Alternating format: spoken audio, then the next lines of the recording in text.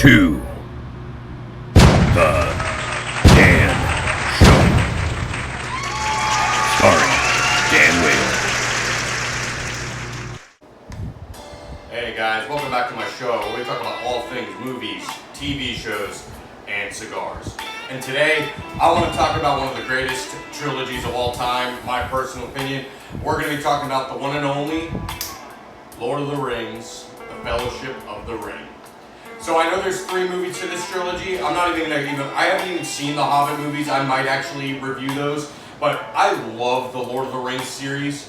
It is so freaking good. I've been looking forward to this video for a very long time. I'm going to do each individual movie. I'm going to go in order, of course. So I'm going to start with The Fellowship of the Ring. So whatever, we're going to jump right on into this. So, okay. I'm going to say, like, this whole trilogy is so basic, but we're going to start with, the first one. So, I love the introduction to this movie, which is, the elves are in Mordor, they're fighting Sauron, and it's just not looking good, and then next thing you know, they're in a battle, they're so close to victory, then Sauron himself comes out with this big old, whatever you want to call it, mace thing, and he is just chucking these freaking elves and men, he's just kicking their ass, and it's just man, how the flip do you beat this, it's such a good movie, it's probably the best intro to a movie, ever, personal opinion, whatever, then you kind of find out that the Isildur, who is the heir to Aragorn, which we'll get into him later, but he ends up cutting off Sauron's finger, and then it's all about this ring. It is all about this ring, and what it is, so they have 9 rings that they give to men, they have 7 that they give to dwarves, and then they have, I want to say 5 or maybe that they give to the elves. I know that's probably wrong, so I'm gonna feel that in the comments, whatever. But they're meant to kind of they're meant to symbolize power. They are given to these people because they're either royalty or they deserve it or something like that. But then Sauron, who made these rings, created one extra ring in secrecy, which ends up being the one ring to rule them all, which enables him to essentially control all the other ones. Throughout, with the men, it was so easy to control them. With the dwarves, semi the same. The elves, they were too smart, so clearly the elves kind of still were able to combat it and fight back, which is kind of awesome. But the movie starts off incredible, and pretty much the whole point of the trilogy, I guess, would be that they need to get this ring back to where it came from or where it was created, which was called Mount Doom, which is this big volcano in Mordor. Which, like I said, it is so basic. It is so kind of just all right, that's literally the plot. But what goes on in between each movie is ridiculous. You know what I mean?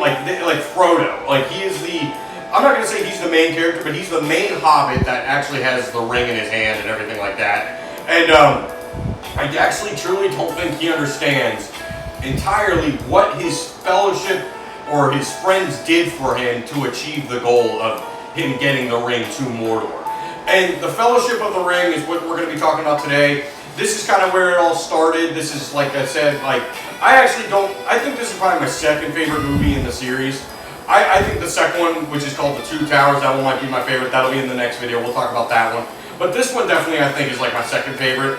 I don't know. I like war scenes in movies. I think this is great. This one really kind of doesn't have one, but it does have a lot of fighting.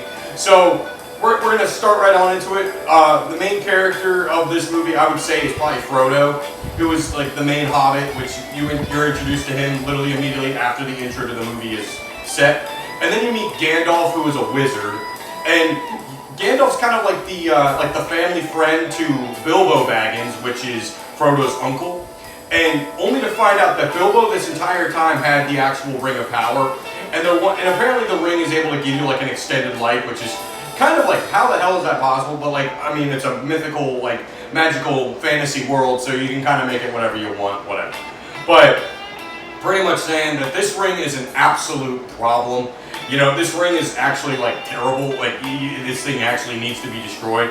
So after Gandalf finds out that Bilbo has the one ring to rule them all, Bilbo kind of says, hey, you need to leave this behind for Frodo. And then apparently Gandalf kind of takes off to the city of the White City, which is Minas Tirith, to find out information on this ring, to find out that holy crap, he actually does have this one ring to rule them all, and it needs to be destroyed. So they take it to Rivendell, or Gandalf kind of has Frodo cast off into, he sends them off into this, he tries to get them to the city, and they're going to meet at this like tavern, and Gandalf doesn't show up because apparently Gandalf kind of gets his ass kicked by his friend Sauron, who it just didn't allow it to happen. So this ring, like I said, it's all about this one ring. This ring is a huge problem, and like everyone who sees it wants it, and literally the whole thing is like 50-50. Like you're either for the good or you're for the bad, and you just got to make sure that no one who is bad acquires this ring, because they're just going to give it right back to the master, which is Sauron, and when he gets the ring, it's all downhill from there. I'm going to just kind of skip ahead a little bit. Like, I don't want this video to be like infinitely long, but I absolutely love Aragorn. I love Legolas. I love Gimli. I love their little banters. I think they're fantastic. I love the part when they enter into this place that they're called the Mines of Moria, which is just I think one of the eeriest scenes in the entire trilogy. Like, it's pretty much where all the dwarves are and everything like that, and then next thing you know, these goblins or little orcs are, like, I always thought they were goblins, but apparently they're like little orcs. They apparently slaughtered all the dwarves in there, and Gimli, who just kind of knew about the mines and all that, was kind of devastated. But throughout that whole Mines of Moria scene, it's just eerie to watch. It's just kind of creepy. But all in all, and then I love the Balrog, which is the giant fire creature that you end up seeing in the movie. And like I said, the Mines of Moria, I think, are an incredible scene because, I'm not going to spill too much, but you already kind of know. If you've seen it, you've seen it. You know who kind of disappears until the second one, and then he comes back in the second one more powerful. If you know what I'm talking about, write in the comments. But I love the Lord of the Rings. Like, even when they leave Rivendell to go to the Mines of Moria turned into a huge issue. Like, it was kind of pointless to even go through them. But they did kind of slip through the mountain as they were supposed to. But my God, then they kind of go to the woods, and they meet up with a bunch of elves that end up actually truly helping them quite a lot. And like I said, there is so much in these movies. Like, they're all really good, and they're all incredibly long. So I watched if you wanted to have like a binge with it, and you wanted to watch all 3 movies with the extended editions and everything, you're looking about like almost like 12 to 13 hours of content. Like, these movies are really long, and I'm talking, some of them are like 4 hours each, some of them are 3. It's a really long trilogy. But all in all, like the action, there's just the simplicity of it, all the fighting choreography, everything like that. These movies are awesome, and I love the Fellowship of the Ring. The Fellowship of the Ring is definitely the one that started all. I remember being a kid watching this. I'm talking like a little kid. I was like 8, maybe 7, watching this, and I fell in love immediately. I wanted the figures, I wanted the toys, everything, The Lord of the Rings trilogy, and honestly, I'm going to say this too, the fact is that the trilogy kind of, like the Lord of the Rings trilogy especially, I think ended in like 2003 with The Return of the King, and it's still just one of the greatest movie franchises I've ever watched. It's up there with, my opinion, like Star Wars, maybe even Star Trek. It's up there with them as well. Which in the future, I will be talking about Star Wars and maybe even Star Trek. I'm not the biggest Star Trek fan. I'm going to get heat for that in the comments. Whatever. But all in all, like, I love Star Wars. I love, that kind of trilogy kind of going on. And like I said, they're all successful. But Lord of the Rings is one of my favorites. I absolutely love it. And it's one of those movies, like, I don't get bored of it. Like, I can watch it, like, once a week and be cool with that, whatever. But if you haven't seen it, I would highly recommend going and starting with the Fellowship of the Ring. Keep track with these. Like I said, like, as of today, I'm going to just do the Fellowship of the Ring. I'm going to do the other ones. I'll do the next one, which will be the 2 Towers.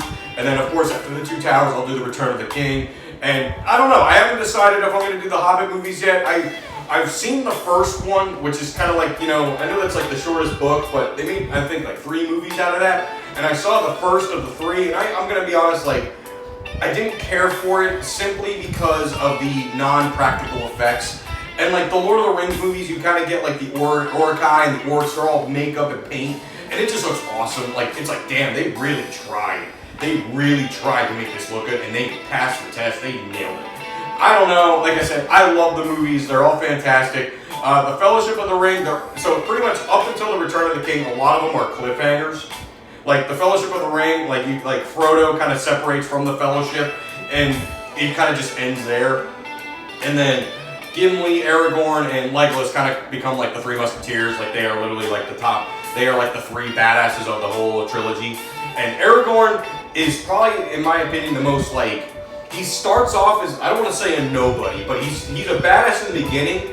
And I think his character development throughout the entire trilogy is my favorite because he kind of is just afraid of his past or who he's supposed to be, and later on he just kind of accepts it.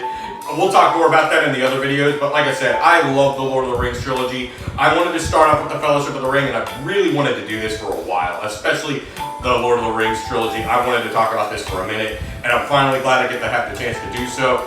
Write in the comment section what you guys think of the Lord of the Rings trilogy. Let me know what you thought of this video. Let me know, you know what, I actually kind of want to know what you people want me to talk about. Like, give me an idea. Give me some videos that you guys want to watch, you know, or want me to rant about. Like, write in the comments. I will gladly look into it, or if I already know about it, that just makes life even easier. Like and subscribe to my channel, guys. I appreciate every one of you watching. Stay tuned for more videos, of course, and always, and remember, YouTube, to always have a fantastic day.